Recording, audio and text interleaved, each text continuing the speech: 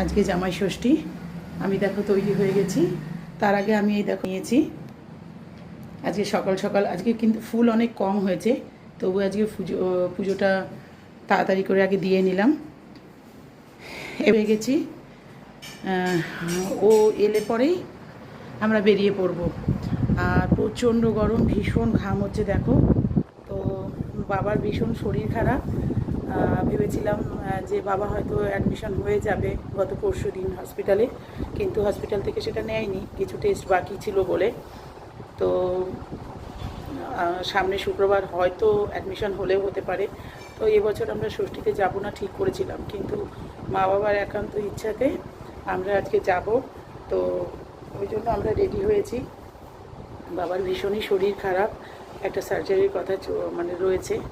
তো বাবাকে জিজ্ঞেস করেছিলাম যে তোমার কী খেতে ইচ্ছে করে। বাবা তো কিছুই খাচ্ছিল না, মানে ইভেন এখনও খাচ্ছে না, ঠিকঠাক মতো খেতে পারছে না।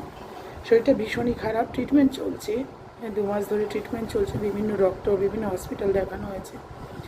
তো বাবা বলেছিল যে আমি কিছু খাবো না, তুই আমার জন্য একটু নবদ্বীপের ক্ষীরখাসা দই আনলে আমি 1 চামচ খাবো। তো আমি সকাল সকাল গিয়ে নবদ্বীপের ক্ষীরখাসা দইটা কিনেছি। জানি না বাবা কতটা খেতে পারবে বা খাবে। আর এছাড়া মানে আজকে মনটা খুবই খারাপ, বাবার এতটাই শরীর খারাপ, কিন্তু তবুও সেজে গুজে যেতে হবে। বাবাকে বুঝতে দিলে চলবে না যে বাবার শরীরটা এতটা খারাপ। প্রতি বছরের মতো এবছরও আমি হাসি খুশিভাবে বাবার সামনে যাব, যাতে বাবা না বোঝে যে আমরা ভেঙে পড়ছি। আমরা ভেঙে পড়লে বাবাও ভেঙে পড়বে আরও মানসিকভাবে।